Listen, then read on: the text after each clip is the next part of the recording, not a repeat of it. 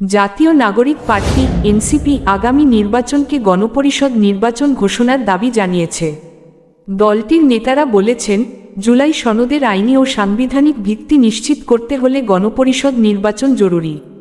রোববার ৩১ আগস্ট সন্ধ্যায় রাষ্ট্রীয় অতিথি ভবন যমুনার প্রধান উপদেষ্টা অধ্যাপক মুহাম্মদ ইউনূসের সঙ্গে বৈঠক শেষে সাংবাদিকদের এ কথা জানান এনসিপির জ্যেষ্ঠ যুগ্ম আহ্বায়ক আরিফুল ইসলাম আদিব।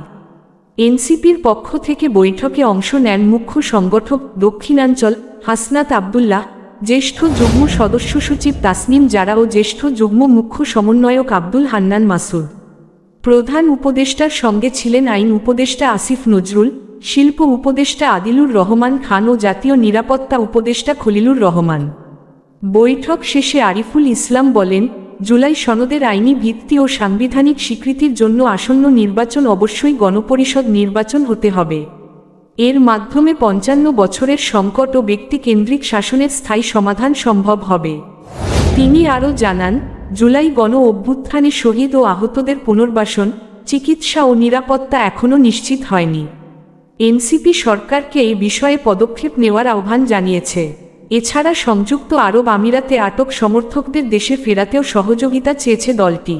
এনসিপির নেতারা গুম কমিশনের প্রতিবেদন অনুযায়ী অভিযুক্তদের বিরুদ্ধে সুস্পষ্ট ব্যবস্থা নেওয়ার আহ্বান জানিয়েছেন।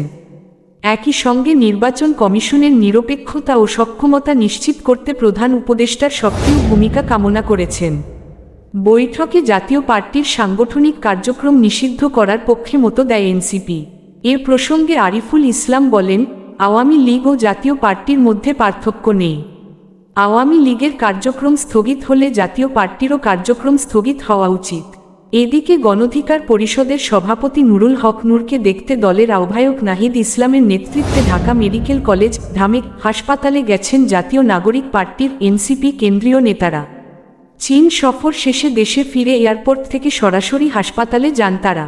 এ সময় নাহিদ ইসলাম গণধিকার পরিষদের সভাপতি নুরুল হক নূরের দ্রুত সুস্থতা কামনা করেন।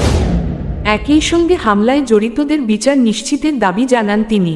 এই সময় আরও উপস্থিত ছিলেন এনসিপির মুখ্য সংগঠক উত্তরাঞ্চল সার্জিস আলম, সিনিয়র যুগ্ম আহ্বায়ক আরিফুল ইসলাম আদিব, যুগ্ম সদস্য সচিব মশিউর রহমান, জয়নাল আবেদিন শিশির, সংগঠক নাহিদ উদ্দিন তারেক প্রমুখ।